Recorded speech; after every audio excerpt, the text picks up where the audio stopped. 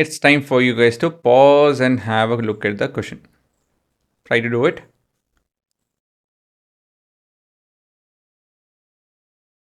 Okay, so the question is asking you guys to mark the parallel lines using notation given below, single arrow, double arrow, and so on and so forth.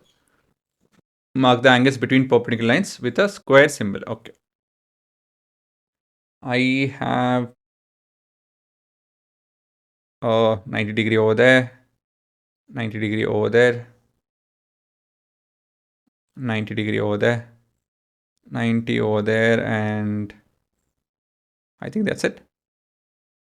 I found 4.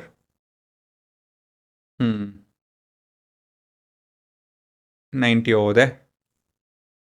And over here as well. 4, 5, 6. I found 6, guys.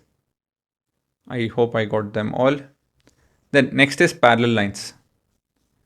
So parallel, parallel. Then in this diagram, you can see the distance remains the same because 1, 2, 3, 4. 1, 2, 3, 4. So the distance remains the same. I'm using 2 arrows. Parallel, and here you can see the distance between this point and this point. It looks the same, right? So I can go 2 down, 2 left, and I moved from point, say I'll call this as A and this is B. Point A to point B, I was able to move 1 step down and 2 step down and 2 step left. And I can do the same with this as well. Can you see that? So they have to be parallel. Okay, so actually, yeah. And so I will mark them with, say, single one. Done. Then on to the next diagram. We can see that this is parallel to this. Clearly, because the distance between them is fixed. Right? If I happen to extend this and over here, the distance is 2 everywhere. Okay. Oh, I erased all of them. Let me undo all of that and put it to this layer.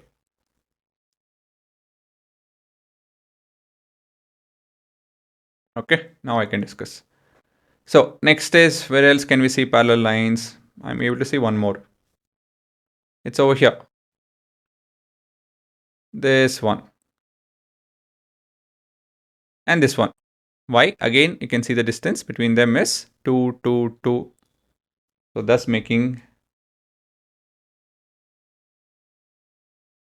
these 2 lines parallel.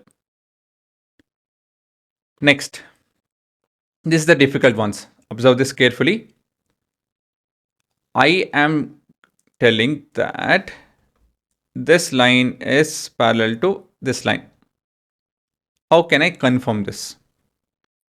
How do you confirm it? Quite simple actually. What we can do is consider a pair of points between on those lines. For example, A and B. Look how far away they are in this manner. One, you generally can't do this, right? Sometimes the point might not be fixed in that manner. So what you can do is you can fix, or you can do this actually. That's also okay. So basically, you can look at it as 2-step. Let me show it here. It would be something like this: 2-step down and 2-step left. Look at any other point. Is it so everywhere? Is it so everywhere? Yeah. Right? Can you see that? Let me actually get it over here. Can you see this? Yes, so everywhere. Or you can actually generally go with even a straight line, but you can't have a slant one. I think that is better. What I just did, 2-step down and 2-step left, that shows that these 2 lines are parallel. Where else can you see parallel line? This figure is done. This, I'm not able to see any parallel lines. This is very clear. This is parallel to this. Okay, 2 units away. And this is parallel to this. Again, 1, 2, 3, 4, 5, 6, 6 units away, 6 units away, and so on and so forth.